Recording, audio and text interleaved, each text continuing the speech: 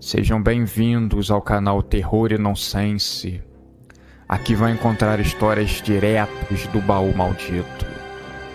É recomendável ouvi-las com fone de ouvido. Não deixe de curtir e nos seguir aqui, ajuda bastante o nosso canal. Vamos para as histórias.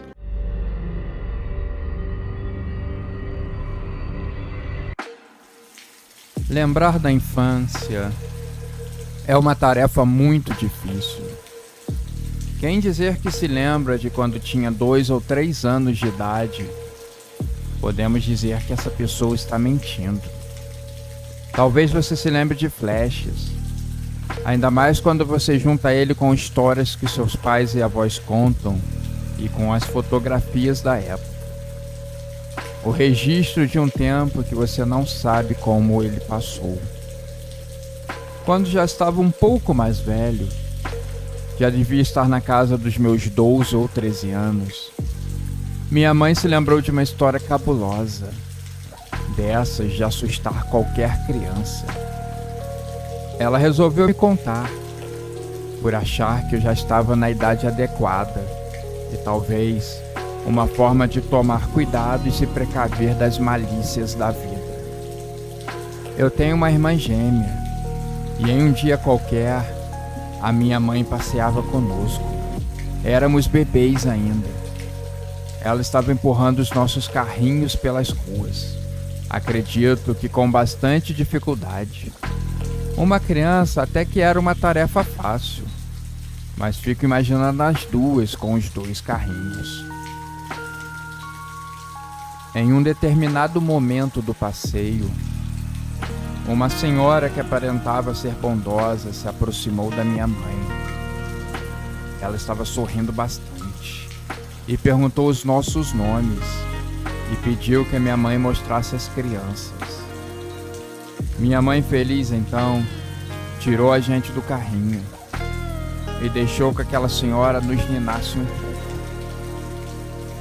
Depois de olhar bem as 2 crianças e colocar eu e depois a minha irmã no carrinho, ela suspirou fundo. Olhou bem no fundo dos olhos da minha mãe e, ao invés de falar algo bondoso, disse isso para ela: "Pena que uma criança vai morrer. Não tem jeito." Minha mãe contando, eu conseguia ver uma certa raiva nos seus olhos. Ela tinha ficado pasma com aquelas palavras. Não esperava por aquilo. A pegou totalmente de surpresa. Eu imagino que sim. Minha mãe, com raiva, disse algumas palavras bem mal educadas para a velha e puxou o nosso carrinho para bem longe dela. Estava com medo. Vai que a velha puxasse uma faca de dentro da bolsa e matasse ou eu ou a minha irmã. Minha mãe ficou observando a mulher indo embora. Estava com a atenção redobrada. Estou contando essa história para você e sua irmã para que tomem bastante cuidado com as pessoas. Ainda mais as que aparentam muita bondade. Essas talvez sejam as piores. Nesse dia em que minha mãe contou a história, eu havia chegado no quarto da minha avó e contado para ela tudo o que minha mãe tinha me dito. Ela já sabia, e como todas as pessoas mais velhas, elas são saudosistas do seu tempo. Ela me contou uma outra história, totalmente medonha. Minha irmã nessa hora não estava presente, então eu tive que ouvir tudo sozinho. Então, ela me contou. Era uma história de quando ela era criança, lá nos idos da década de 40. Uma família muito bondosa que eram só sorriso com as pessoas. Ajudavam sempre com almoços beneficentes para aquelas pessoas que tinham poucas condições. Diziam que a sopa que eles faziam ainda colocavam pedaços de carne. Era uma das maiores maravilhas do mundo. Eles também ajudavam a tomar conta de crianças. Às vezes, os pais eram muito atarefados. E a casa dessa família bondosa acabava se tornando uma pequena creche. Nessa época existiam poucos moradores de rua, mas todos eles sumiam rapidamente em pouco tempo depois. Se aparecesse algum em alguma situação precária, ficava lá na praça em algum canto por no máximo 2 ou 3 dias, até que sem nenhuma explicação ele sumia. Algumas crianças que tinham os pais mais despreocupados e relaxados do mundo começaram a sumir também. Depois, pessoas comuns que saíam para o trabalho e nunca mais retornavam. As pessoas começaram a notar que algo sinistro estava acontecendo. A polícia não estava preparada para aquele tipo de trabalho. Crimes assim não eram comuns naquela época. Policiais trabalhavam apenas para separar brigas em bar, intimidar quem estivesse urinando na rua, baderneiros, pequenas coisas, nada assim tão grave. Meio sem jeito, eles começaram a investigar e todos os indícios começaram a apontar aquela família feliz e sorridente, que sempre estava nos eventos ajudando as pessoas. No final das contas, ela ainda me contou que eles tinham 2 açougues na cidade e usavam a carne das pobres pessoas em suas criações. Nessa época eu era criança, quando minha avó me contou aquilo. Foi um terror danado. Saí do quarto dela morrendo de medo. Depois daquele ocorrido com a senhora, os anos passaram. Eu e minha irmã crescemos.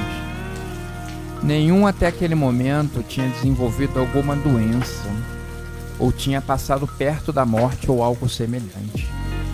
Minha mãe, desde aquela época, tinha sido bastante protetora. Toda vez que ela viu uma velha parecida com aquela, mandasse que ficássemos escondidos dentro de casa. Pouco tempo depois que ela tinha me contado a história, aconteceu um incidente no mercado da cidade. Uma velha havia se aproximado de mim e da minha irmã. Ela veio correndo na nossa direção. Minha mãe, com seu estilo protetor, pulou na nossa frente, caso a senhora puxasse uma faca. Mas foi um alarme falso, um ledo engano. Essa senhora estava correndo para chamar ajuda. Seu marido havia desmaiado dentro do mercado, passado mal. E os nossos anos foram assim. Minha mãe se desesperando por tudo e fazendo de tudo para que ficássemos protegidos. Mas a doença é algo sorrateiro. Não tem como se escapar. Quando ela chega espreitando, costuma ser fatal. Um câncer acometeu a minha mãe. Quando ela começou a se queixar de dores e foi no médico, já estava muito avançado, tarde demais. Era um câncer terminal. No seu leito de morte, ela me puxou e falou algo importante no meu ouvido. Cuidado com a velha. E proteja muito bem. E proteja também a sua irmã. No enterro da minha mãe, ao longe, eu notei que tinha uma velha esquisita, com um semblante fechado me encarando por um tempo. Confesso que fiquei intrigado. A minha irmã acho que está protegida dela.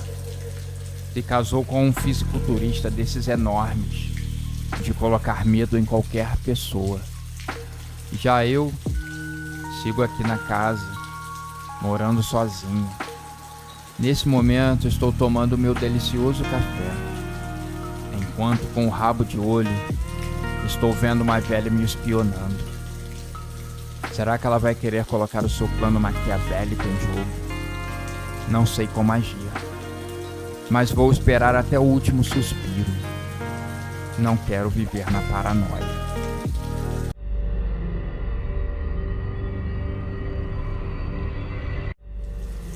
Dona Marlene, Estava na frente da sua pequena casa, faltando reboco do lado de fora, sonhando um dia poder pintar todo o lado externo dela de vermelho. Ela via com curiosidade um técnico de telefonia retirar o orelhão que ficava bem na frente da casa. Um orelhão que desde criança ela usava. Primeiro eram aqueles de colocar ficha, e as que não fossem usadas, ela as recolheria novamente para poder usar em outras ligações. Depois mudou o telefone para aqueles de usar um cartão contendo X ligações. Ela via com pesar aquele aparelho sendo recolhido. E isso acontecia por todas as ruas do país. Com o avanço rápido da tecnologia, os orelhões caíram em total desuso. Uma retirada muito rápida e que foi avançando da capital para o interior. Mas como o país era gigantesco, em alguns lugares esquecidos por Deus, descansava e repousava alguns aparelhos, velhos e sujos, mas que ainda funcionavam, mostrando a grande fibra de ainda permanecerem em pé. De ligações de cobranças de dívidas, até para marcar encontros amorosos, o orelhão da Rua das Flores já viu de tudo. Até uma chacina que ocorreu no bar da esquina. 8 bêbados mortos em uma guerra do tráfico. Existe até na parte de cima do aparelho uma pequena mancha de sangue. Uma gota que havia espirrado nele. Mas ali na frente, em um pequeno barraco, morava o seu Oliveira. Um homem que já passava muito dos 50 anos. Cansado de tanto trabalhar na vida. Ele acabou desenvolvendo um problema grave nas costas, o impossibilitando de pegar peso. Ele acabou se aposentando mais cedo. Ele era casado com a dona Adélia.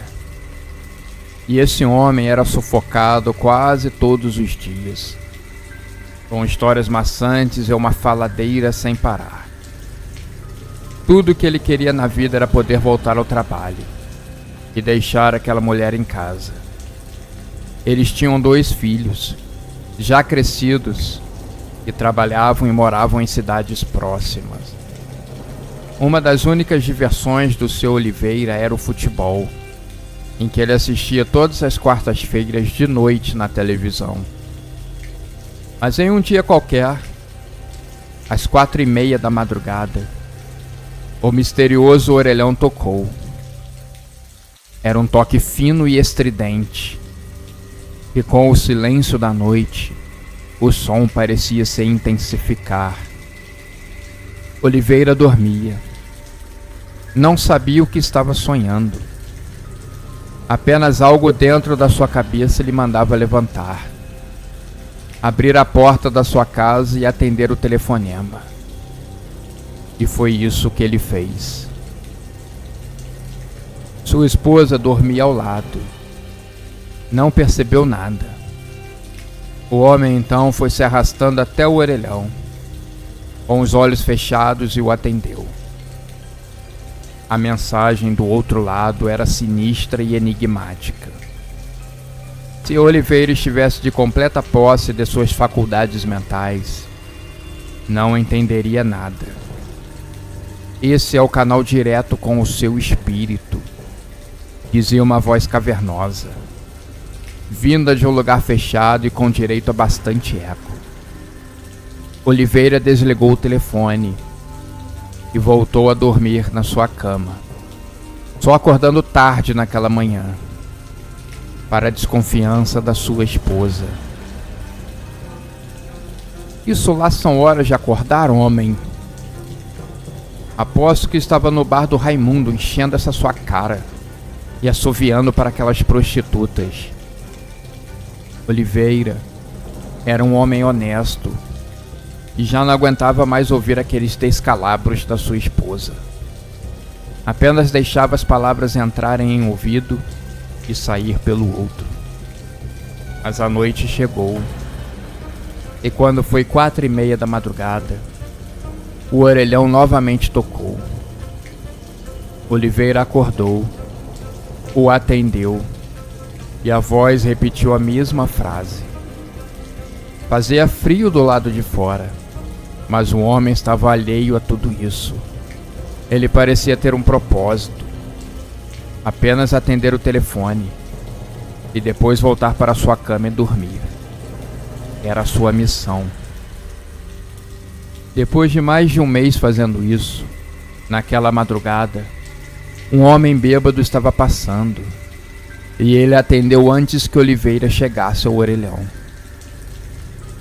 O bêbado falava com uma voz embolada e trocava as pernas. Mas dessa vez a voz do outro lado da linha foi bastante grossa. Quem é você? Saia daqui agora. Chame o Oliveira. Eu sou o espírito dele. E nessa hora, Oliveira estava saindo de sua casa e não conseguiu atender o telefone. O bêbado batia com ele na proteção de plástico do orelhão e repetia sempre a mesma palavra: maldito! Maldito! Maldito! Oliveira, quando ele foi voltar para casa, acabou caindo duro na entrada dela. Pela manhã, sua esposa não o encontrou na cama e saiu para procurar o marido, o encontrando caído e dormindo na porta de entrada da casa. Acorda, seu velho irresponsável! Babando, Oliveira acordou, sem saber o que havia acontecido. Conforme Oliveira perdeu a ligação, o chamado tinha sido quebrado. Naquela noite ele dormia confortável na sua casa, mas dessa vez, às 4:30 da madrugada, o telefone não tocou. Mas uma presença estava chegando na sua casa e bateu na sua porta 3 vezes. Toque, toque, toque. O homem, com os olhos fechados, começou a despertar. A presença o estava chamando. Lentamente, a porta da sua casa começou a se abrir e um vento gelado soprou, entrando pela porta do seu quarto e fazendo o lençol levantar. O corpo da sua esposa, incomodado com o vento, involuntariamente a fez puxar a coberta para o seu lado. Enquanto isso, Oliveira já caminhava para o lado de fora da casa. Sendo abraçado pela escuridão, ele seguiu o caminho, a lua sendo testemunha dos acontecimentos. Ninguém por perto para impedir que um sonâmbulo colocasse sua vida em risco. A caminhada prosseguiu, o espírito o guiando por caminhos seguros, porém mal iluminados. Oliveira caminhou por mais de 2 quilômetros até a entrada do cemitério. Chegando lá, ele avistou uma cova aberta e pulou ali dentro, se deitando para continuar o seu sono. Aos poucos, a terra foi cobrindo todo o seu corpo, até deixar de fora apenas a sua cabeça caída e babando de sono. Pela manhã, o coveiro encontrou Oliveira enterrado e chamou a ambulância. O homem estava vivo e quando começou a receber os cuidados, ele acordou assustado. No hospital, conversando com o médico, este constatou que Oliveira estava com um grave distúrbio de sonambulismo. Sua esposa, irada, porém aliviada de terem achado seu marido, o carregou novamente para casa. Chegando em seu barraco, ela notou um pessoal da comunicação retirando o orelhão dali em frente. E um deles falou com ela: "A senhora acredita que esse orelhão era o último que havia sobrado a ser retirado?" "Bem, não sei se é coincidência, mas isso é um fato que eu achei importante relatar." E naquela madrugada, o telefone não tocou. e Oliveira, já medicado, não levantou para andar por aí perdido.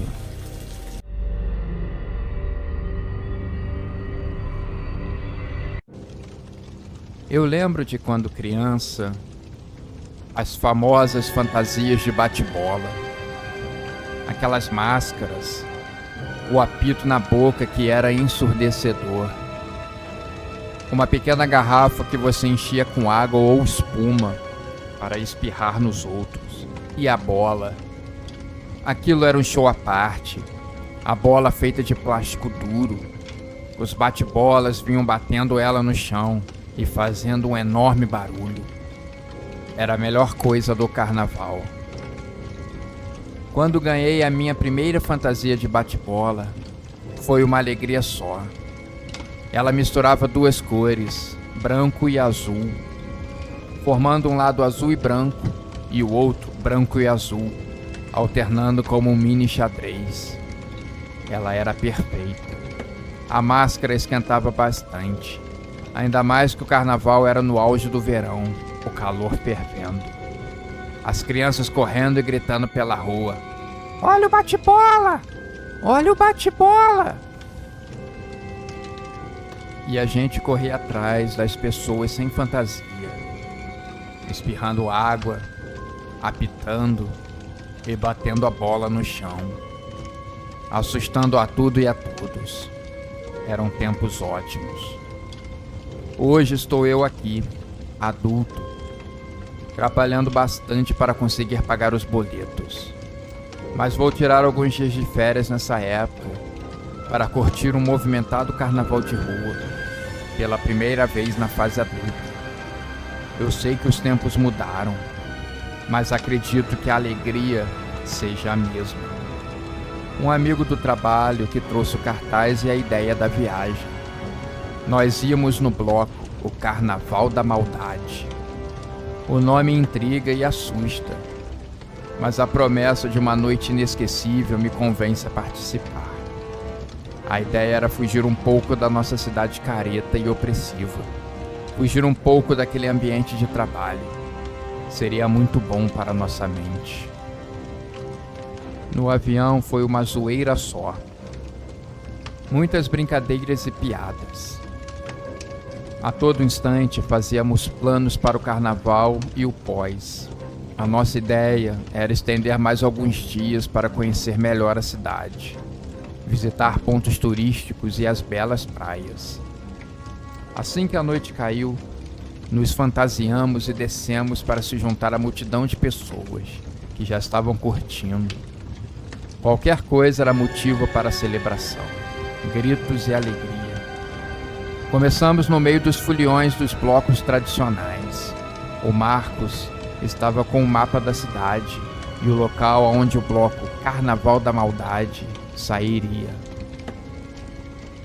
Por sorte, não era muito longe. Só precisamos andar uns 10 minutos que pareceram uma eternidade, se espremendo entre as pessoas, pedindo licença e recebendo banhos de cerveja. Encontramos a paz em uma viela. Depois passamos mais 2 quarteirões e vimos ao longe o bloco. "Caramba!" disse Marcos assustado. O bloco era diferente de tudo que eu já tinha visto na vida.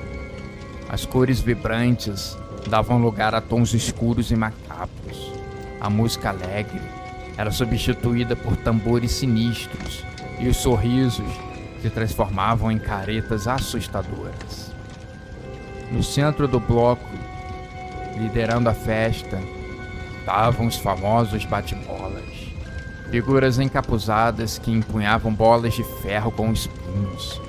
Eles dançavam freneticamente, lançando as bolas com força na multidão. As pessoas gritavam e tentavam se esquivar, mas algumas eram atingidas, caindo na hora no chão, ensanguentadas. O bloco foi se aproximando de uma maneira tão rápida, e nós estávamos tão alheios e incrédulos com o que víamos, que ficamos cercados, sem entender. Aquelas pessoas já estavam nos rodeando. tom de festa e zombaria. Alguns estavam com o rosto todo marcado e ensanguentado. Nessa hora, eu pensava como eles ainda estavam de pé. Eu olho para meus amigos e eles estavam horrorizados, assustados. Um deles tentou fugir, mas o bloco o cercou, impedindo que ele fugisse. Eu vejo que eles estão paralisados pelo medo, enquanto as bolas de ferro continuam a voar, deixando um rastro de terror e sofrimento. Em meio ao caos, Tiago, um dos meus amigos, tomado pelo desespero, decidiu confrontar os bate-bolas. Ele se aproxima deles, desafiando-os a enfrentá-lo. Os bate-bolas param de dançar e o encaram com seus olhos vazios e frios. Um silêncio sepulcral tomou conta do local. Todos os foliões observavam a cena com expectativa e medo. Tiago, com a voz trêmula, pergunta: "O que vocês querem conosco? Por que vocês machucam as pessoas?" Um dos bate-bolas, com uma voz rouca e gutural, respondeu: "Este é o carnaval da maldade. Aqui, a alegria se transforma em dor e a felicidade em desespero. Nós somos os agentes do caos, os senhores da noite." Tiago, desanimado com a resposta, tentou novamente fugir, mas foi agarrado pelos outros bate-bolas. Eles o arrastaram para o centro do bloco, onde o prenderam em um poste. A multidão assistia tudo em silêncio, sem saber o que fazer. Um dos bate-bolas levantou a sua bola de ferro e se aproximou do Tiago. Ele sorriu um sorriso macabro e disse: "Agora você vai sentir o verdadeiro terror do carnaval da maldade." Tiago fechou os olhos, esperando o pior. Nessa hora, eu também fechei o meu e comecei a rezar baixinho. Nesse momento, algo muito inesperado aconteceu. Um grito de guerra ecoou pelo bloco e um grupo de foliões mascarados surgiu, atacando os bate-bolas. Esses foliões estavam armados com facas e porretes. Eles gritavam algo como "justiça" e viemos para impedir que seus crimes continuassem. Provavelmente, aquelas pessoas eram parentes de alguém que havia sido muito ferido ou morto por aqueles maníacos. Os bate-bolas, com suas enormes armas pontiagudas, de vez em quando acertavam em alguém, arrancando dentes e fazendo a pessoa cair. No meio dessa confusão toda, desamarramos o Tiago e começamos a nos arrastar para fora daquilo tudo. Marcos gemia baixinho, pedindo desculpas por nos ter trago a tamanha confusão. Posso dizer que até hoje eu não sei o resultado daquela briga toda. No dia seguinte, pela manhã, pegamos o avião e voltamos para a nossa cidade. Nada de passeios, praias ou museu. Voltamos à nossa pequena cidade. Pelo menos ali, sabíamos o que esperar. O Carnaval da Maldade ficou apenas como uma lembrança terrível de um final de semana que não era para ter ocorrido.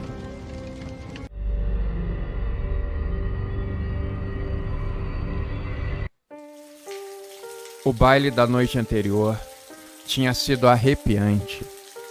Era uma festa no castelo medieval que ficava perto da estrada que dava acesso à cidade.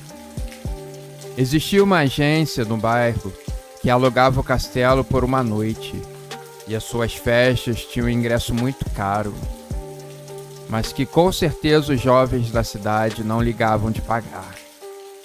As festas eram muito boas e animadas. Fora o ar do castelo, que era diferente. Uma atmosfera magnética e sinistra. Arrepiava as pessoas. Depois de muita bebedeira e dança, Clarissa falou com uma amiga e foi para o banheiro retocar a maquiagem. A madrugada já estava bastante avançada e um vento gelado entrava pela janela do banheiro. Em algum lugar daquele enorme castelo, um lugar que não era acessível às pessoas, algo despertava, e algo estava completamente faminto e com uma sede tremenda. Um enorme rugido é ouvido e a terra deu uma tremida. Algumas pessoas na festa ficaram assustadas, mas a maioria não deu muita importância. Clarissa se segurou na parede e achou que estivesse muito bêbada, pronta para cair no chão. Do basculante estava entrando um vento muito frio. Clarissa se apertava no casaco e assim que estava quase finalizando a maquiagem e pronta para retornar à festa, a luz do banheiro se apagou. No salão, as amigas de Clarissa estavam notando a sua demora e conversavam entre si.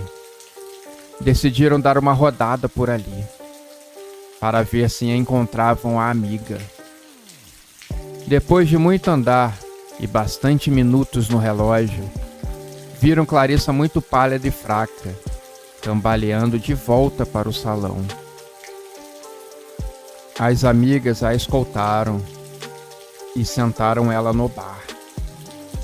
Clarissa estava sonolenta e começou a falar algumas palavras desconexas. Elas pegaram um pouco de água com gás e fizeram a amiga beber, que pouco a pouco, se sentindo um pouco mais hidratada, começou a responder e ganhar uma coloração nova no rosto. Clarissa até tentou se enturmar novamente, mas estava muito fraca. Pediu que a levasse embora, porque ela não estava se sentindo muito bem. Estava com dores pelo corpo e uma súbita vontade de dormir a noite toda. Uma amiga até brincou que ela estava ficando velha para aquelas aventuras.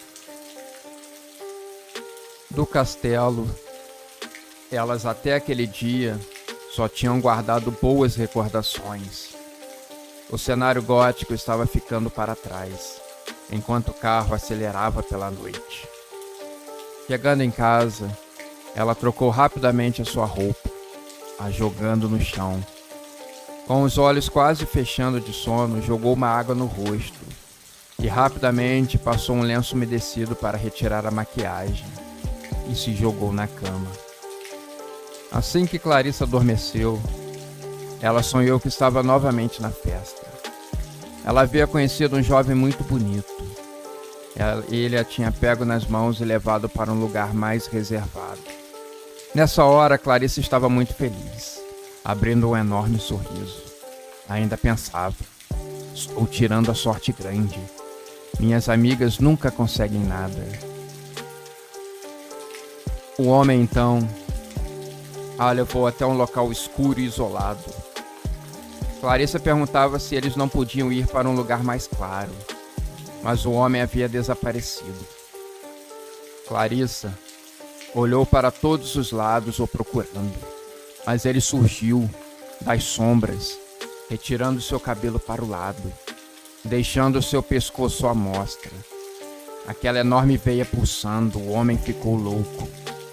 Clarissa então sentiu uma forte mordida no pescoço, que a fez levantar e acordar do sono, com o rosto todo amassado. Completamente perdida e ainda sentindo um enorme cansaço, como se um caminhão desgovernado a tivesse atropelado. Recobrando a consciência, ela foi para o banheiro. Muito vaidosa, a primeira coisa que Clarissa fazia quando acordava era se olhar no espelho. Mas dessa vez, para sua surpresa, o espelho não estava revelando nada. Ela estava sem reflexo. Ela bateu 2 vezes no vidro para ver se ele não estava com defeito. E ela teve um enorme susto quando pegou a escova de dentes e só apareceu o reflexo dela, como se estivesse flutuando no ar. Estou doida. A noite de ontem parece que ainda não terminou, pensou a jovem. A todo momento ela levantava os olhos procurando pelo seu reflexo e nada. Aquilo a estava intrigando. Parecia um mistério sem solução. Quando ela entrou no box para tomar banho, assim que a água começou a descer pelo seu corpo, ela sentiu uma ardência no pescoço. Quando ela colocou os dedos ali, sentiu 2 pequenos furos e dele estava jorrando um filete de sangue. Assustada, ela desligou o chuveiro e se secou rapidamente. Sem conseguir se ver no espelho, ela queria que sua mãe falasse o que estava acontecendo. Mas quando ela foi até o quarto falar com a sua mãe, assim que ela abriu a porta, Clarissa viu que tinha um vampiro ali, bebendo do sangue da sua mãe, que já estava muito pálida, morta. Todo o seu sangue havia sido drenado do corpo. A jovem quis gritar, mas antes que ela conseguisse, o vampiro a tranquilizou com uma voz potente e sinistra. Não se assuste, jovem Clarissa. Você é uma das minhas agora. Não está lembrada do nosso encontro no banheiro? E aquelas palavras fez um estalo na sua cabeça. Clarissa então se lembrou enquanto retocava a maquiagem. Um morcego havia aparecido. Ela gritou de medo, mas a porta do banheiro não queria se abrir. Um vampiro apareceu onde antes era um morcego. A pegou nos braços e a mordeu no pescoço. Sendo um misto de agressão e sedução, Clarissa estava enfeitiçada. E quando o vampiro a chamou, ela teve que aceitar o seu cruel destino.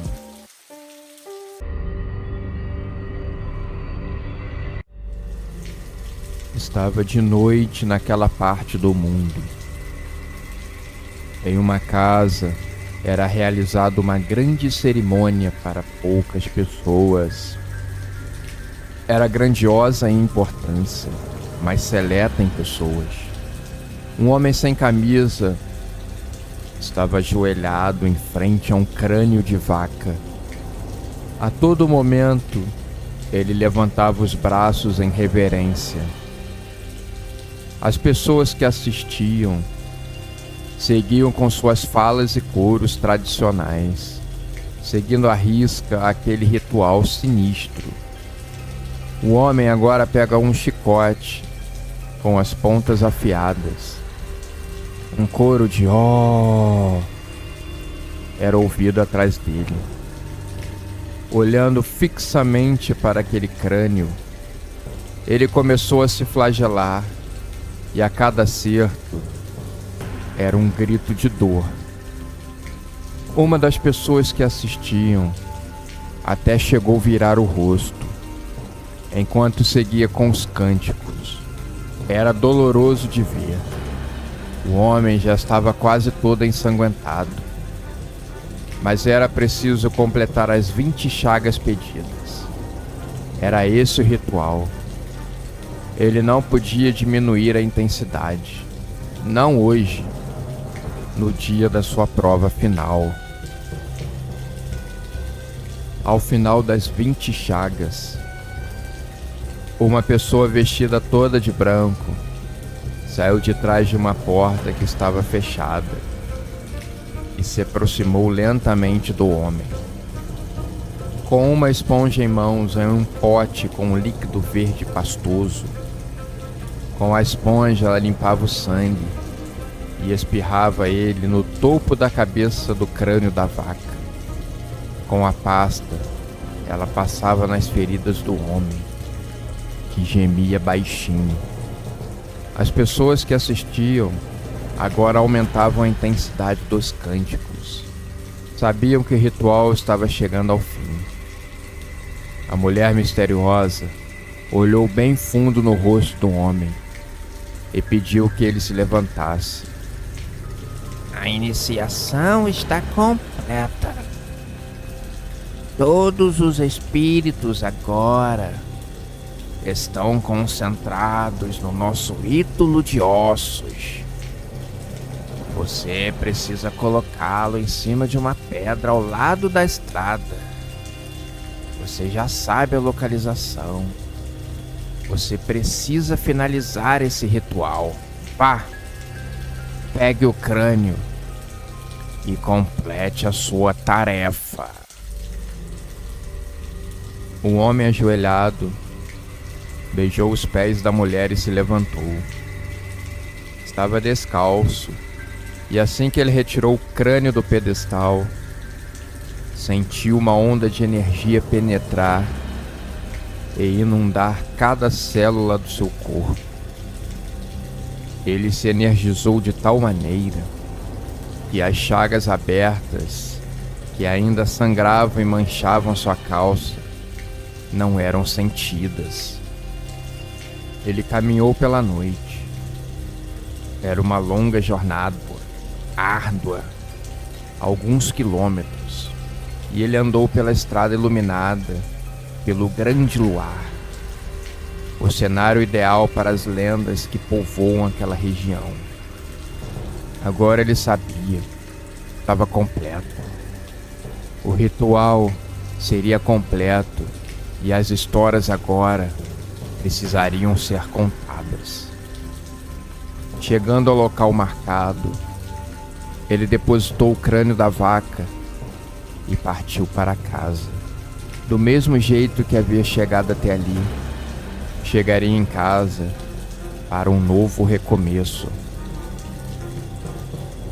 Amanheceu e aquela pequena escola de ensino fundamental estava agitada. Era um dia importante. Um dia em que as crianças estavam esperando há bastante tempo. Era o dia da excursão para o parque de diversões, em uma cidade que ficava a quase 2 horas de viagem, mas que prometia muita diversão e alegria. Foram meses de espera, e o dia finalmente chegou. O motorista do ônibus de excursão e um professor de história seriam os 2 únicos adultos responsáveis por cerca de 30 barulhentas crianças. Às vezes os pais permitem cada calamidade com os filhos, mas era um dia de diversão. Nada poderia dar errado. Era só as crianças obedecerem e tudo daria certo. Mas como são crianças, as brigas começaram logo assim que eles estavam entrando no ônibus. Os garotos mais fortes queriam impor o lugar que eles queriam se sentar, justo aos mais fracos, que logo protestavam com o professor. Era uma farra. O professor de história se chamava Cláudio, mas as crianças o chamavam de Cacá. Era mais fácil assim. E ele parecia uma criança em corpo de adulto. Adorava contar histórias e se sentia bem ao lado das crianças. O motorista, ele tinha a cara fechada, indicando que não gostava de bagunça e de conversa. Se eu tivesse que gritar com as crianças, ele certamente gritaria. Cacá sabia que isso podia ajudar na hora em que fosse necessário. Depois que todas as crianças estavam a bordo do ônibus e uma chamada havia sido feita, o motorista manobrou e saiu do pátio da escola, ganhando as ruas da cidade e logo a estrada. O professor ia em pé na frente, apontando prédios pela cidade e contando um breve resumo do que ele representava. Mas esse tipo de história não interessava nenhum aluno. O professor, assim que eles deixaram a cidade e ganharam uma paisagem bucólica de vegetação por todos os lados, tentou entreter as crianças contando histórias do mundo antigo, as pirâmides do Egito, histórias de guerras como as dos 300 de Esparta. Mas nada interessava aquelas crianças, que bocejavam e enfiavam a cabeça em seus aparelhos de celular. Era uma excursão de escola. Tempo de ouvir histórias, contemplar a paisagem e o parque assim que chegassem. Era um dia para que passassem longe desses aparelhos malditos. O professor estava desesperado por atenção. Quando ele estava bastante desanimado com a falta de interesse dos alunos, ele olhou a paisagem pela janela. Em um determinado momento, a sua atenção ficou presa. Ele viu o crânio de uma vaca no meio de um cenário desolador, deitado, descansando em cima de uma pedra. Ele fixou o seu olhar. Foram breves segundos que pareciam ter sido anos. Hipnotizado, ele não conseguia tirar os olhos daquele ponto fixo. O professor, então, em um estado de transe aparente e super focado em prender a atenção das crianças, mudou o tom de voz. Agora era um tom forte, imperativo e com um eco que dava ares assustadores. As crianças logo ficaram atentas e o professor, que antes contava coisas sobre curiosidades, agora começou a contar histórias horríveis de terror. Conforme ele começou a contar a primeira história, ele percebeu que tinha um aluno distraído no celular. Apenas ele. Então,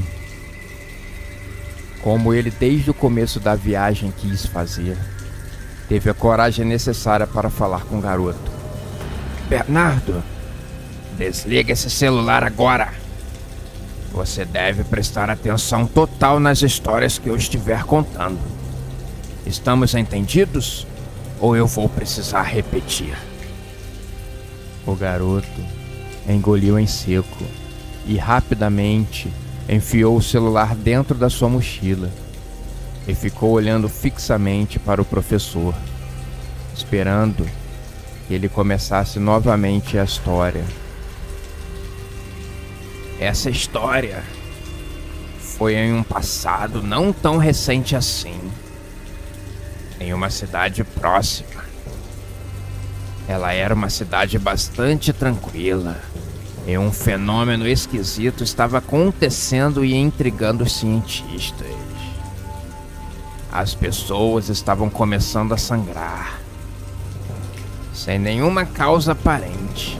Os médicos não sabiam explicar o motivo, como se eles soubessem explicar alguma coisa que fosse diferente de "isso é uma virose".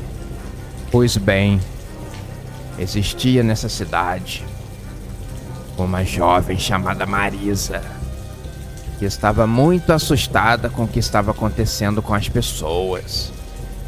E todos os dias Marisa se olhava no espelho e via os seus olhos sangrando. Agora, imagina o desespero da pobre Marisa nessa hora. Era como um presságio terrível.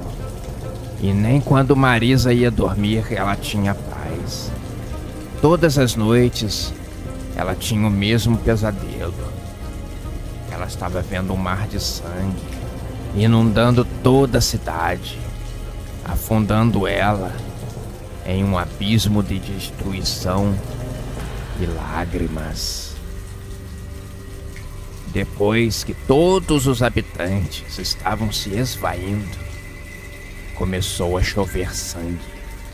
Marisa estava muito fraca, perdendo bastante sangue, mas reuniu praticamente todas as suas forças para ir até a janela do banheiro e ver com seus próprios olhos aquele fenômeno intrigante.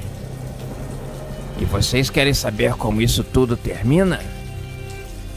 As crianças, acompanhando tudo, balançaram a cabeça dizendo sim. Do mesmo jeito que o fenômeno começou, ele terminou e foi embora, sem nenhuma explicação plausível.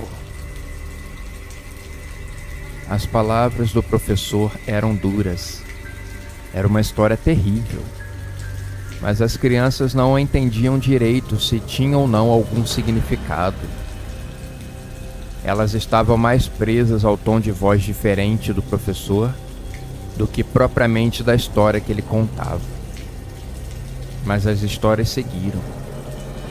A primeira que ele havia contado tinha sido a mais leve delas. A segunda, as crianças já começaram a ficar com medo. E vocês, crianças, querem conhecer a história do louco Hélio? Ah, eu sabia que vocês queriam. Esse excêntrico homem, ele tinha um museu na sua enorme mansão. Ela dava uma volta inteira em um quarteirão, em um bairro nobre da cidade. E ele se gabava por ter os mais exóticos e originais itens de todo o mundo. A sua coleção de bizarrices atraía pessoas do mundo inteiro. Mas crianças, vocês sabem do que se tratava toda essa coleção? As crianças balançaram a cabeça, dessa vez dizendo que não. O professor deu uma risada macabra que assustou até o motorista e contou: crianças, partes de seres humanos. Ele arrancava de suas vítimas e colocava em potes de vidro com formol. Ele era um assassino e usava essas partes como itens para o seu museu. Ele era um cara de pau e ninguém naquela cidade imaginaria que aqueles itens eram de verdade.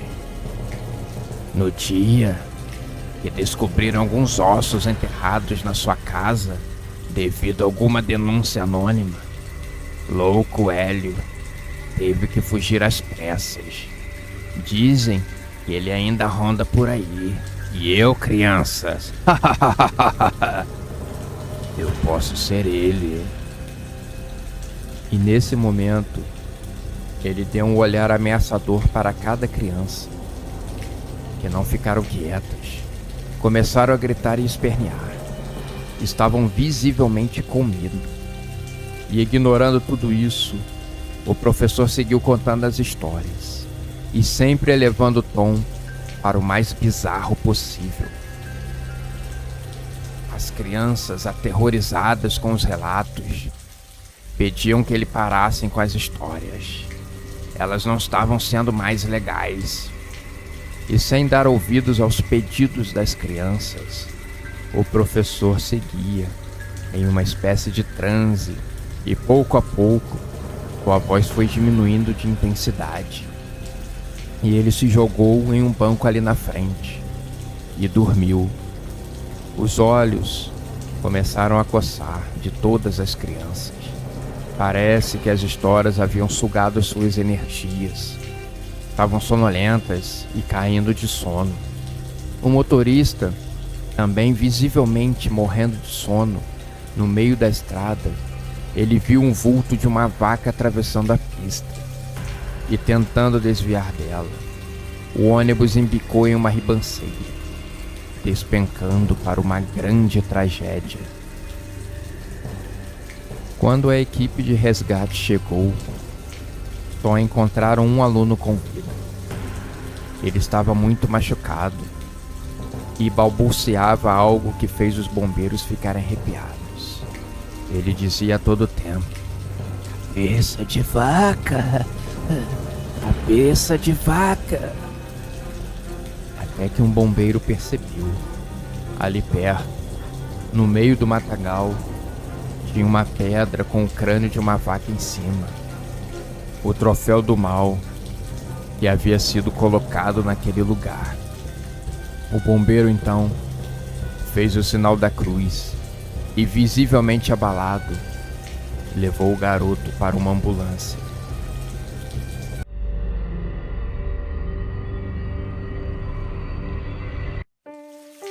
Um vulto passou muito rápido pela porta da igreja.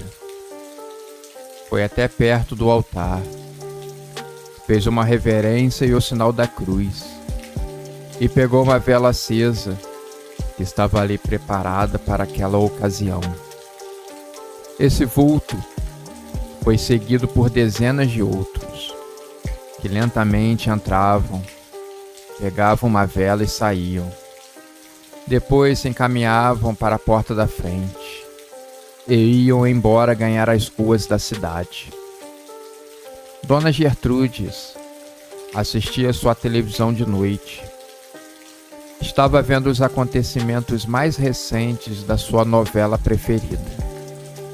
No momento, acontecia um diálogo super importante entre os protagonistas. Uma coisa bastante acalorada. Gertrudes estava tensa com as falas, quando ouviu um barulho grande do lado de fora da sua casa. Ouvia passos firmes e compromissados. Muito curiosa, ela ficou entre terminar de ver a novela e ir até a janela espiar o que estava acontecendo. Conforme o barulho aumentava e a cena da novela não terminava, ela torcia baixinho para que entrasse logo o comercial. Assim que ela ouviu o plim e entrou o comercial de uns sucrilhos na televisão, Gertrude se apressou para a janela, abriu a cortina e espiou para fora. Vale lembrar que Gertrudes é viúva há mais de 20 anos. Seu marido dia, em uma maratona beneficente na cidade, acabou tendo um mal súbito e caiu estatelado morto no chão. Depois dele, ela nunca mais se interessou por ninguém.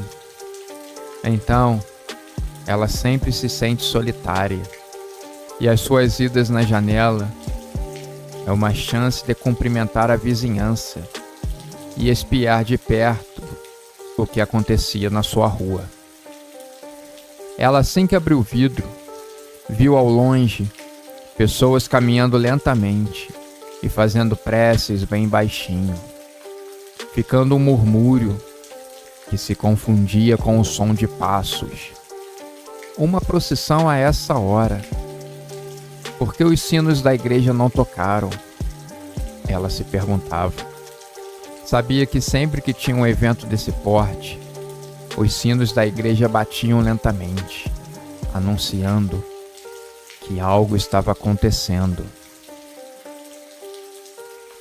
Em uma casa do outro lado da rua, uma outra velha assistia tudo da janela.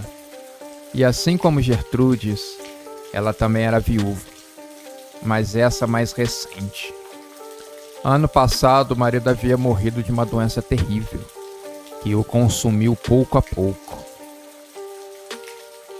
Ela era bem mais velha que Gertrudes, e não esperava a hora de estar frente a frente com o mal irremediável. Assim que viu Gertrudes, ela acenou e ficou olhando por um longo tempo a procissão se aproximando. Cada um dos vultos segurando uma vela na mão. Até um cachorro estava acompanhando tudo, com os olhos atentos e o focinho trabalhando incessantemente em busca de mais comida. Gertrudes estava alegre com aquilo.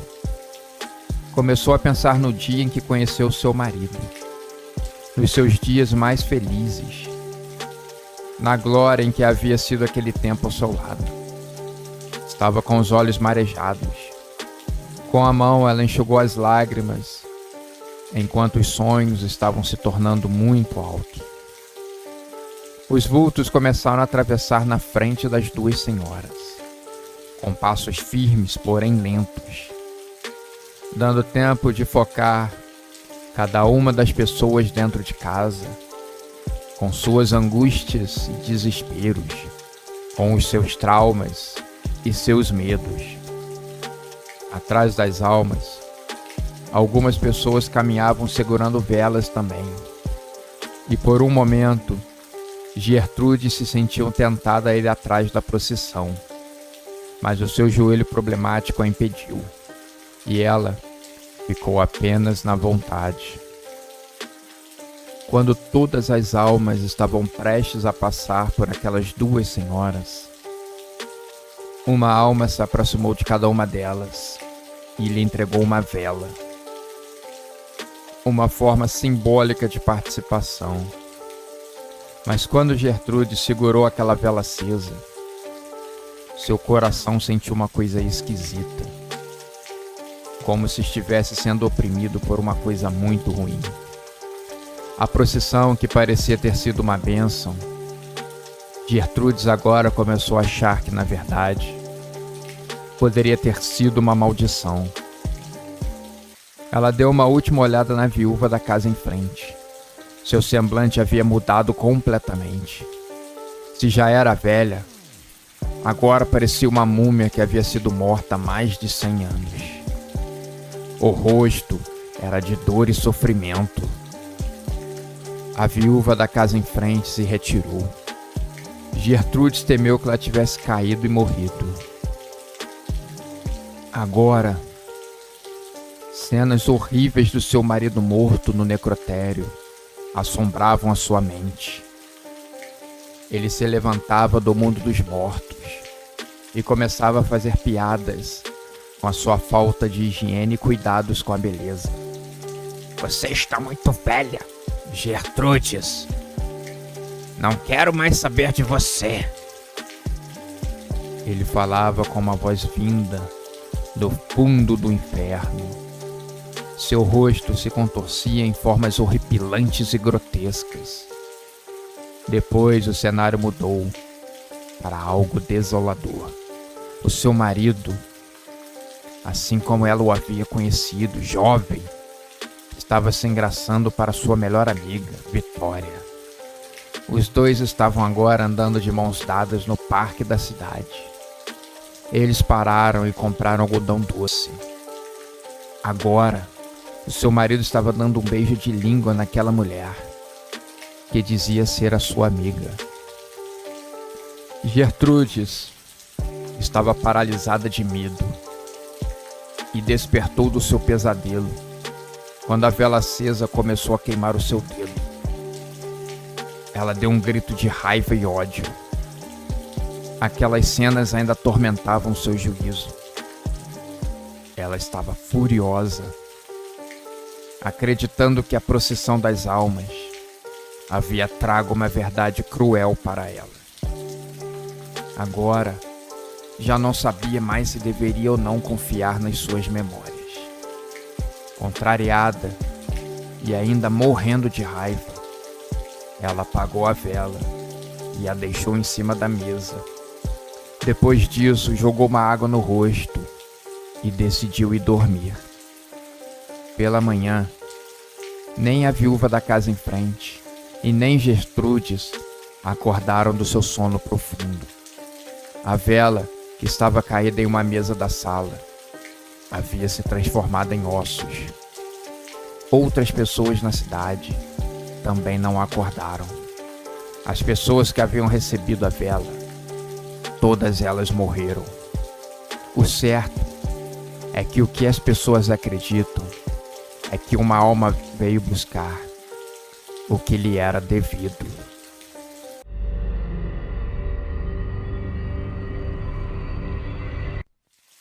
Aquele era um dos maiores prédios do bairro e da cidade.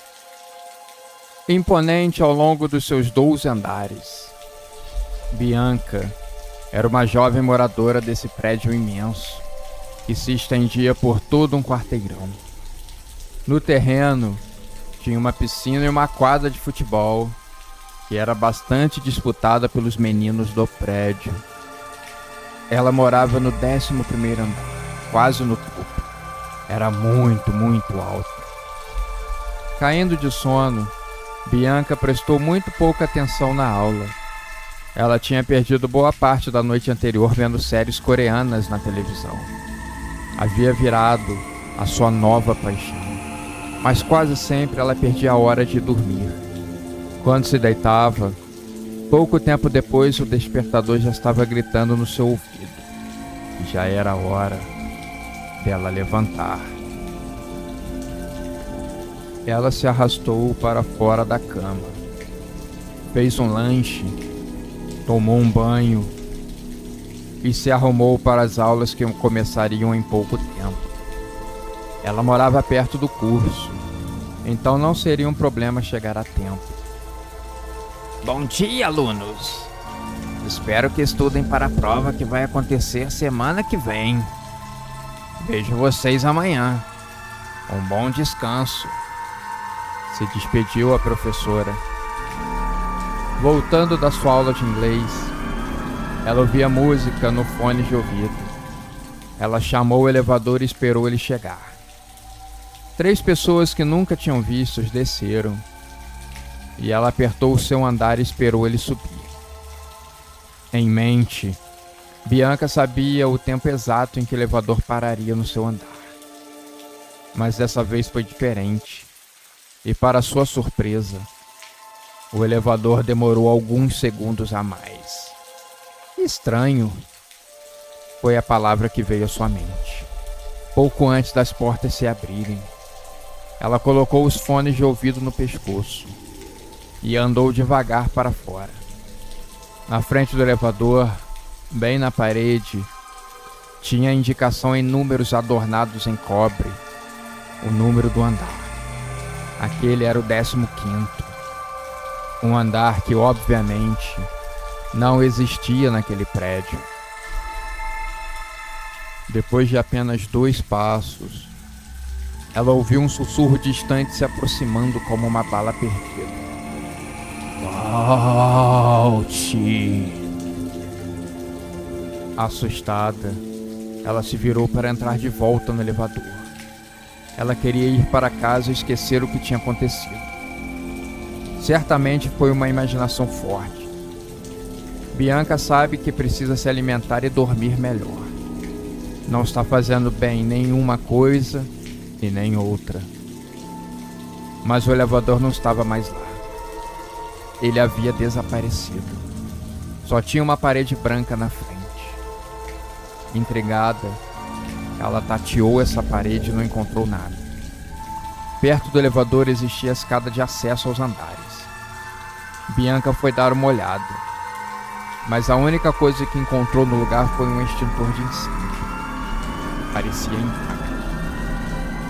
Ela foi andando pelo corredor deserto. Queria ver se tinha alguma porta. Chamar por ajuda. Perguntar que andar era aquele e o que estava acontecendo. Novamente a voz sussurrou. Não venha para cá. Novamente, o sussurro tirou Bianca do estado de torpor. Ela não sabia se seguia o corredor ou continuava sentada no chão. Ela havia colocado o fone de ouvido. Queria ouvir a música no último volume, mas a internet ali não estava funcionando. Nenhum único som saía do aparelho. Ela andou lentamente, olhando intrigada, que velas apareceram acesas no chão. Bianca estava tendo sentimentos muito ruins acerca daquilo tudo. Não sabia o que estava acontecendo e estava morrendo de medo. Se imaginava em um filme de terror terrível. Ela sendo a principal vítima, a isca perfeita do espírito maligno. Bianca tremia. Nas paredes começaram a aparecer fotos de moradores. Alguns ela reconhecia, outros não. O prédio era imenso e com muitos apartamentos. As mudanças ali eram constantes também.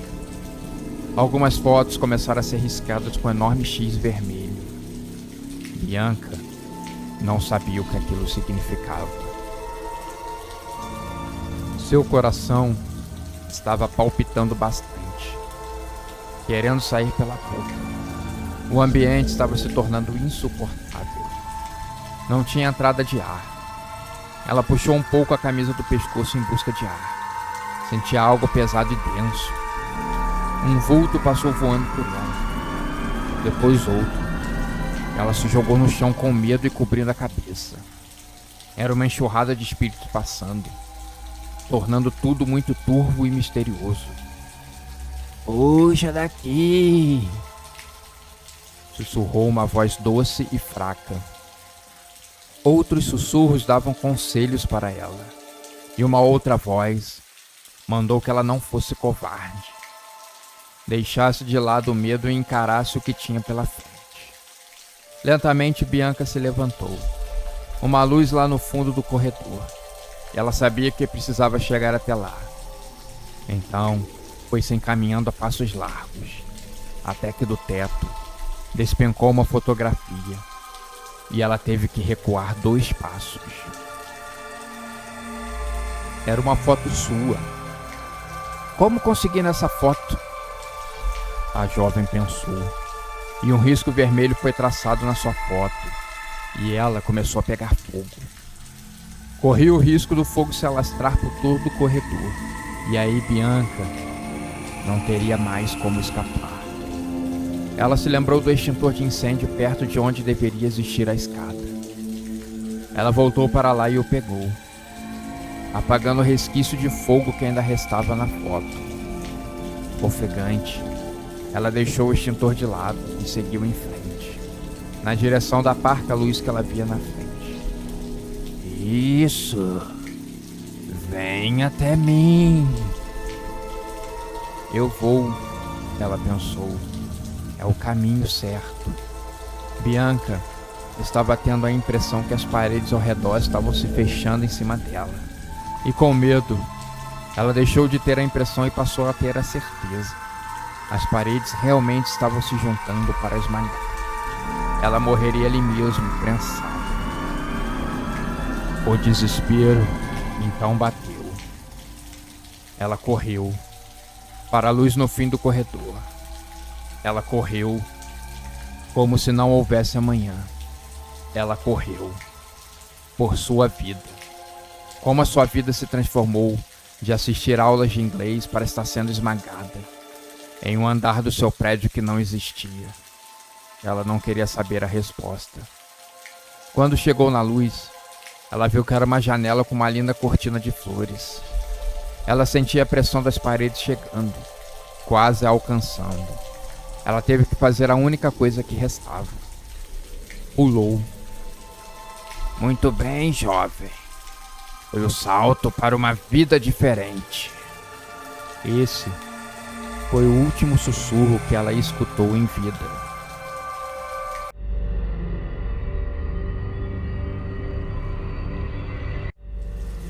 Recebi a pior tarefa do mundo, mas foi a vida que eu escolhi. A vida do crime de fazer as pessoas pagarem pelas suas traições. Confesso que não gosto de fazer nada disso. Tirar a vida de outra pessoa. Deus me perdoe. Na verdade, o que eu já fiz não tem perdão. Talvez eu consiga me livrar desse mundo um dia e entre na igreja para poder receber a minha bênção. Mas não é hoje esse dia. Estava na minha casa, assistindo meu time jogar na televisão, quando recebi a ligação do Milhopan. Ele é o líder da nossa comunidade, o traficante-chefe. Todos nós devemos obediência a ele. Pardal, tenho um trabalho para você. Venha para cá agora. O chato era que a partida estava em um momento decisivo, chegando na reta final, e estávamos pressionando o time adversário. Mas o chefe não pode esperar. Desci rapidamente pelas escadarias da comunidade até a boca. É o seguinte, o Triguinho, conhece ele, não é? Sim. Ele nos delatou. É um maldito. E nessa hora, ele soltou uma dezena de outros palavrões. Mas ele fugiu para uma cidade que é controlada por outra facção. Ele deve, aquele safado, estar sendo protegido. Não temos como acertar as contas com ele por hora. Mas tem algo que podemos fazer. E nessa hora, eu já havia pensado. Matar alguém. Que é como sempre resolvemos a situação. Mas o que ele falou a seguir, eu não estava esperando muito. Você conhece a região despovoada? Fiz que sim com a cabeça, e ele finalizou. Pois bem, dizem que em uma casa mora o seu Tavares, que é o avô dele. O Triguinho ama aquele velho. Preciso que você vá lá e mate ele. Simples assim. Para eles é tudo simples assim. Mate, enterre, suma com o corpo. Simples assim. Mas aquela situação não era simples assim. Essa região na comunidade ficava em um lugar muito alto, de difícil acesso, no meio de um matagal terrível, e ainda por cima, dizem que é um lugar mal assombrado. Ninguém lá gosta de sequer mencionar aquele lugar. Anos atrás, eles usavam esse lugar como uma rota de fuga da polícia. Mas em um belo dia, no local que eles conseguiam escapar, que era um acesso estreito, uma pedra havia rolado com as chuvas do dia anterior e fechado aquele lugar. Os bandidos, sem conseguir escapar por ali, foram chacinados pela polícia e enterrados ali mesmo, o que tornou a aura do lugar ainda mais macabra e assustadora. Tentei disfarçar a minha preocupação e com o medo da tarefa, mas Milhopan terminou me dando um tapinha nas costas. Conto contigo. Realize essa tarefa hoje ainda. E saiu, me deixando em pé naquele lugar, pensativo por alguns segundos. Fui em casa, peguei a minha arma, escondi embaixo da camisa e fui até a região despovoada. De lá que saem vários canos de água que alimentam as casas da região. Existe um senhor que toma conta das bombas, mas ele nunca fala nada. Ele sabe que não pode falar nada, mas eu passei evitando ele. Depois, mais acima, um matagal que eu precisava explorar. No canto, eu notei um menino esquisito que parecia me evitar a todo custo, se esgueirando e se escondendo entre as árvores. Segui o meu caminho apreensivo. Jurava que escutei alguns sussurros e algo me chamando pelo caminho. Mesmo prestes a cometer um crime, eu estava com o meu crucifixo. Estava apegado à sua imagem para me proteger de forças além da minha imaginação. Uma hora, eu encontrei o garoto ali abaixado. Ele olhou fundo dos meus olhos e disse: Você vai matar o Tavares, não vai? Na hora, o meu coração quase saltou do peito. Como ele sabia disso? Eu nem precisei responder e ele me disse a direção e em qual casa o velho morava. Agradeci baixinho e segui em direção à casa do homem. Do lado de fora, era uma casa bem velha, com a fachada toda descascando. Umas partes já estavam no tijolo e sendo comida. Aparentava ser uma casa com apenas 4 cômodos, bem humilde e pequena. Eu queria fazer logo o meu serviço e ir embora. Quando olhei pela janela, outro susto. Na sala, havia apenas uma cadeira de balanço, uma pequena mesa e uma televisão pequena daquelas de tubo de imagem em cima. A cadeira de balanço estava se mexendo, mesmo sem ter ninguém em cima dela. O vento começou a soprar muito forte, fazendo a cortina da janela balançar e se fechar na minha frente. Agarrei novamente o crucifixo, tremendo de medo. Retirei a minha arma da cintura. Girei a maçaneta da porta e, para minha surpresa, ela não estava trancada. Assim que entrei, o velho estava sentado na cadeira. Não sei como, mas segundos antes não tinha ninguém ali. Engoli em seco. Ele assistia alguma coisa na televisão, mas o som estava muito baixo. E quando eu dei uma olhada na imagem, ela estava muito turva e cheia de estática. Seu Tavares, estou aqui para matar o senhor. São ordens e eu preciso cumpri-las. Não sei bem por que eu disse aquilo, mas sei lá. Achei que seria mais educado preparar aquele velho para o que estava por vir. Quando ele se virou, eu levei um choque de realidade. Era um velho que aparentava ter mais de 100 anos. Estava sem os olhos. Buracos tomavam conta do lugar. Eu juro que por uma fração de segundo eu vi alguns vermes andando ali dentro, bem no fundo. Mas ele me respondeu, com uma voz grossa e poderosa. Me disse que já era muito velho, que não podia nem mais andar e que estava fazendo um tempo extra nesse mundo. Ele apenas pediu que fosse algo bem rápido e indolor. Nessa hora, ele levantou o pano que cobria suas pernas. Mas ele não tinha mais perna. Estavam ambas amputadas. Eu vi as cicatrizes. Ele gritou para mim com sua boca tremendo e sem dentes. Puxa logo o gatilho, menino. Ande. Eu só quero morrer. Eu juro que tentei. O velho estava ali me encarando, esticando as mãos querendo me agarrar. Me afastei até a porta da casa. Ele pulou da cadeira para o chão e veio se arrastando na minha direção, e dizendo palavras como "me mate", em tom de desespero. Na hora não sei o que deu em mim. Fiquei com medo. Fracassei. Senti o crucifixo queimando no meu peito. Fechei a porta atrás de mim e saí de lá correndo. Era só ter puxado o gatilho.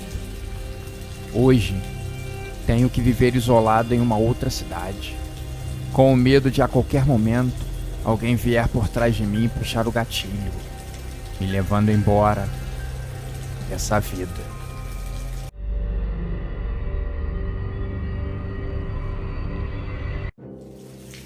Aqui está o seu remédio. Tome apenas 2 comprimidos por dia a cada 12 horas. Não mais do que isso.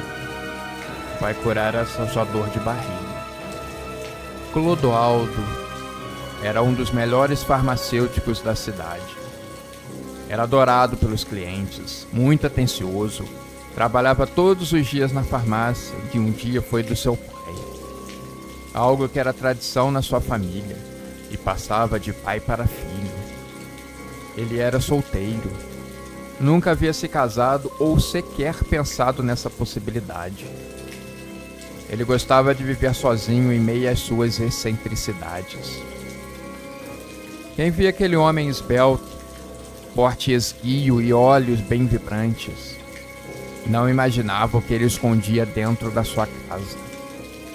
O farmacêutico era um homem metódico, obcecado por organização, e ele tinha um fascínio mórbido por cabeças. Ele se lembrava quando era jovem, e em um belo dia de sol, brincando com os amigos em um parque da cidade, ele tinha visto um enorme amontoado de tufos de cabelo no chão. Curioso, ele caminhou até uma farmácia e comprou luvas descartáveis. Quando voltou ao parque ou à cena do crime, ele descobriu que não eram apenas cabelos, e sim uma cabeça humana. Rapidamente ele acionou a polícia, mas enquanto a viatura não chegava, ele ficou olhando para aquela cabeça, que era de uma mulher jovem. Aparentava não passar dos 30 anos. Ele achava que a cabeça estava falando algo com ele. No seu imaginário, Clodoaldo a imaginava agradecendo por ele a ter libertado. Quando a polícia chegou, interrogou o menino por alguns minutos. Depois o liberou. Clodoaldo então ficou de olho nas manchetes dos jornais. Mas o caso acabou não tendo uma conclusão satisfatória. Nunca, na verdade, acharam nem o assassino, a pessoa que tinha feito aquilo, e o mais misterioso de tudo, Nunca acharam o verdadeiro corpo daquela cabeça. Exames de DNA não determinaram a quem pertencia. Não existia um desaparecimento declarado para descobrirem de quem era a cabeça. O farmacêutico chegou em casa. Em seu sótão empoeirado, uma coleção macabra se amontoava em prateleiras de madeira. Crânios de animais, réplicas de cabeças humanas em gesso e até mesmo um crânio humano de verdade, que ele havia roubado da faculdade de medicina na época em que fazia farmácia. Um dia, tarde da noite, ele conseguiu se esgueirar no laboratório e roubou o crânio, o guardando em sua mochila. Aquele era o seu troféu favorito. Um dia, enquanto ele estava de folga do serviço na farmácia, ele arrumava o sótão que estava uma bagunça e bastante empoeirado. Ele sempre tirava um tempo para organizar a sua coleção. Tinha o maior orgulho. Nessas horas, ele sempre se lembrava da cabeça da sua infância. Clodoaldo, me ajude. Eu para sempre serei sua. Uma imagem que para muitos seria aterradora, mas para ele era algo que confortava as suas emoções. Nesse dia, enquanto ele trabalhava na organização, a campainha da sua casa tocou.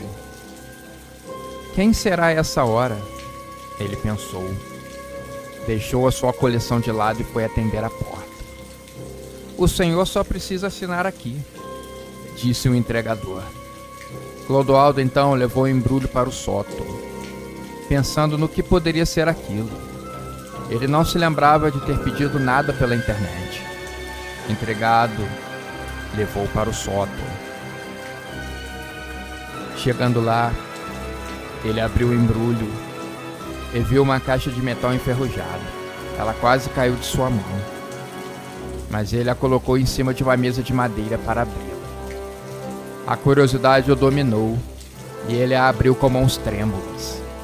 Dentro, repousava uma cabeça humana mumificada. Seus olhos estavam fechados. Mortos, descansavam como pesadas órbitas sem vida. Ele achou que estivesse o encarando. Deixe disso, Clodoaldo. Os olhos estão fechados, ele pensou. Um calafrio percorreu a espinha do farmacêutico. Ele já tinha se deparado com uma cabeça humana antes, mas aquela era macabra demais. Mexia com o seu psicológico. Quem me mandou isso? Enquanto o homem pensava, de repente, a cabeça emitiu um som baixo e estranho, como se fosse um gemido vindo do além. Assustado, o farmacêutico andou para trás e acabou tropeçando, derrubando a cabeça no chão, que caiu fazendo um barulho oco. Ao se agachar para pegar a cabeça, Clodoaldo notou algo horrível. A cabeça mumificada havia se mexido. Seus olhos fechados agora se abriram e começaram a girar nas suas órbitas, até que fixaram no rosto do homem, com uma malignidade inimaginável. O farmacêutico emitiu um grito de terror, enquanto recuava alguns passos. A cabeça começou a se mexer em suas mãos, e ele, apavorado, a largou no chão. A cabeça mumificada levitou. Começou a levitar até ficar na altura do rosto de Clodoaldo. E ela disse: "Você é meu, Clodoaldo. É meu desde aquele dia, muitos anos atrás, quando me achou caída naquele parque." Mas não é possível!" Clodoaldo gemeu baixinho.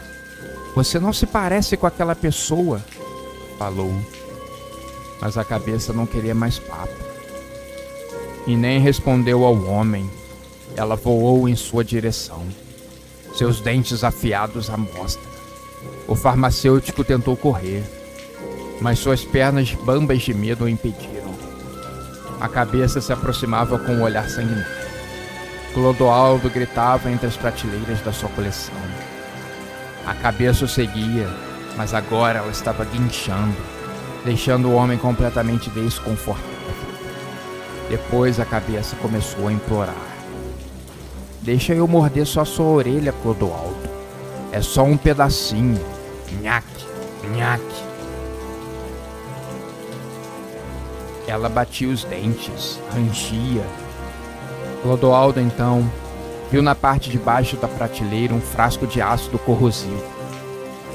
Ele, sem pensar muito, o pegou.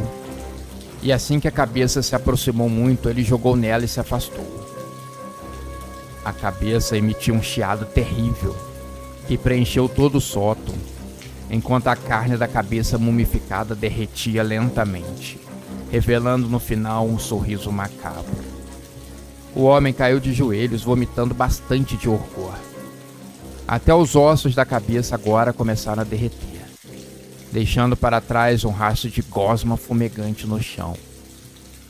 Clodoaldo respirava aliviado. Ele nunca imaginaria que a cabeça descoberta na sua infância voltaria para o assombrar, mesmo décadas depois. No dia seguinte, ele decidiu se livrar de toda a sua coleção de bizarrices. Se fosse culpa delas pelo seu encontro pavoroso do dia anterior, ele se livraria enfim daquilo, das lembranças e dos horrores vividos. Ele até decidiu dar uma pesquisada na internet sobre aquele caso antigo, mas até hoje ele segue um mistério.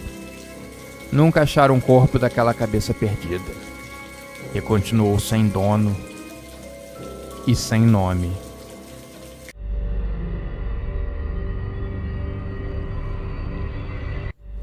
Meu nome é Josué e tinha acabado de sair da fase mais conturbada da vida de uma pessoa, a adolescência, e já estava começando a sentir o peso da responsabilidade de trabalhar e ganhar o meu sustento.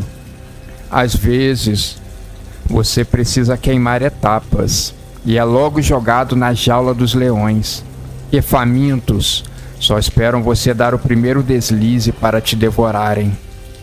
E era isso que acontecia comigo. Estava morando em uma pequena kitnet. Meus pais não tinham condições.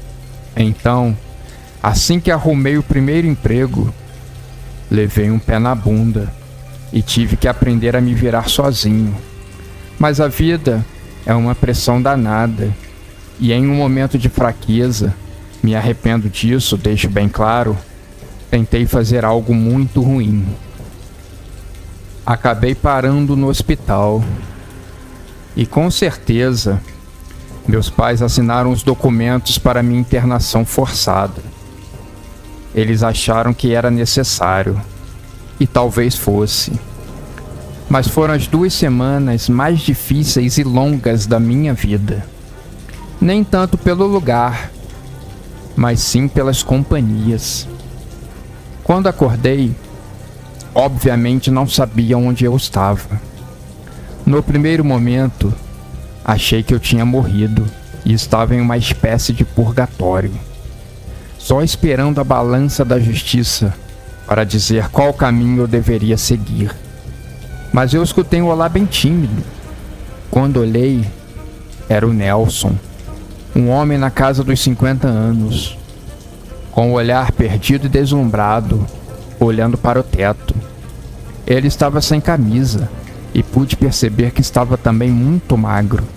Quando respondi, ele só me disse o seu nome e depois não me respondeu mais, perdido em seu mundo, olhando para o teto e deixando a baba escorrer pelo seu pescoço. Não demorou muito e apareceu um médico. Olá, vejo que está bem. Vou pedir uns exames, tá legal? A enfermeira vai vir aqui. Você está em um centro de tratamento e assim que estiver curado, vai receber alta. O médico era gentil, mas quando ele falou a palavra centro, logo percebi que eu estava em um manicômio e acabei rindo da ironia da situação. Querendo escapar de um mundo louco, eu tinha parado em uma instituição de loucos. Pode parecer preconceito, mas eu vi cada coisa lá. Eu tinha direito na parte da tarde, após o almoço, passear pelo pátio e receber a bênção da luz solar.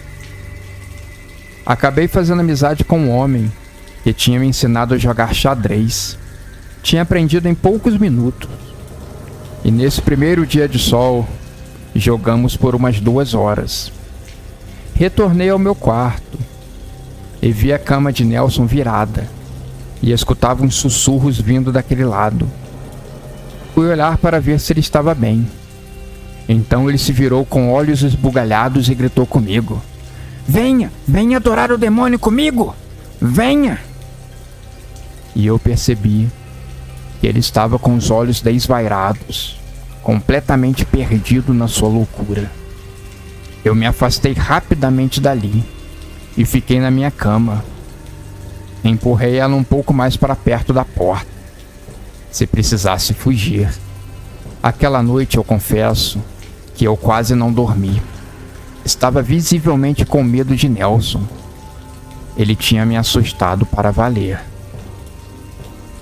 O demônio, Josué. O demônio sussurra coisas para mim. Venha, Josué. Venha para o meu lado. E ele falou isso comigo a noite toda. Eu tentando ignorar, mas sem conseguir dormir. Passei a noite toda em claro, morrendo de medo. Naquele mesmo dia, no refeitório, eu notei que ele conversava com várias pessoas e conseguia atrair elas para sua espécie de culto. Elas ouviam o velho Nelson hipnotizadas. Notava também que a todo momento ele se virava para o meu lado e mandava um olhar amedrontador.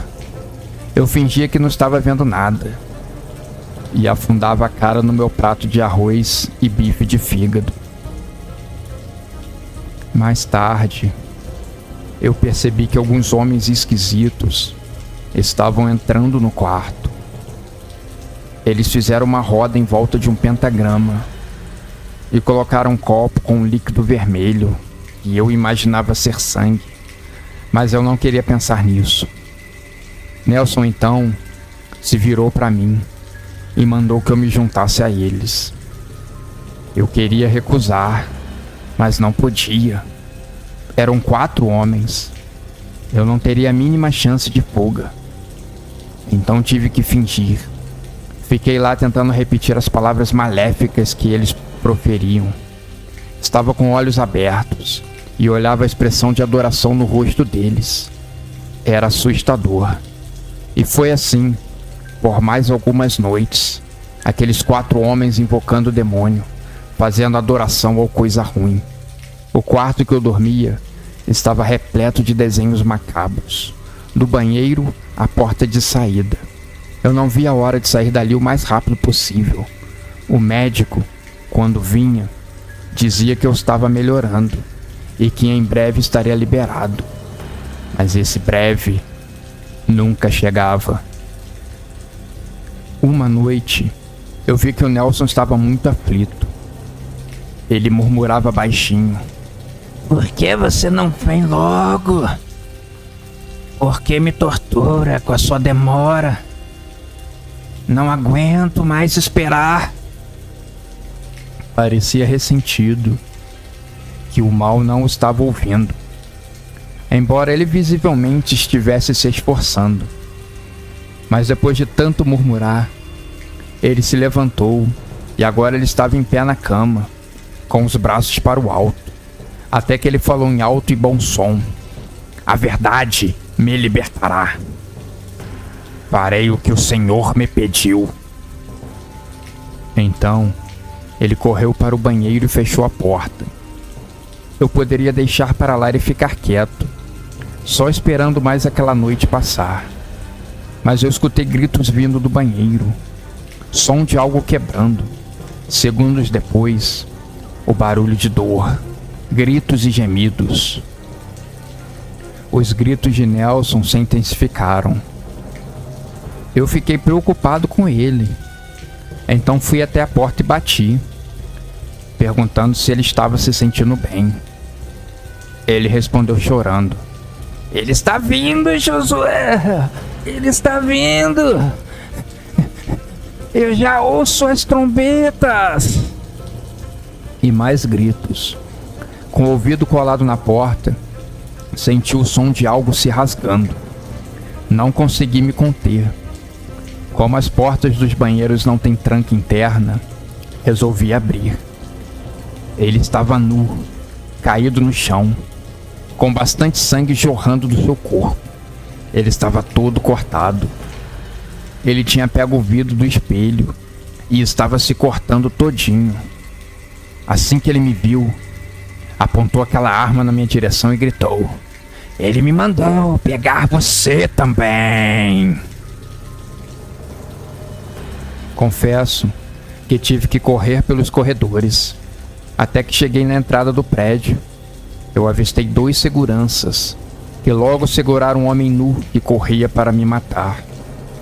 Um enfermeiro chegou e lhe deu uma injeção. Nelson murchou igual uma flor no outono.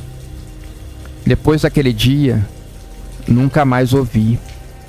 Dizem que ele tinha sido levado para um quarto que era uma espécie de solitária, e que o caso de loucura dele era bem grave. Receberia um tratamento diferenciado. Já eu fui mandado para casa dias depois. Após esse período, posso dizer que estou muito mais maduro para lidar com as coisas da vida. Percebi que ela é o bem mais importante e precioso que alguém pode ter.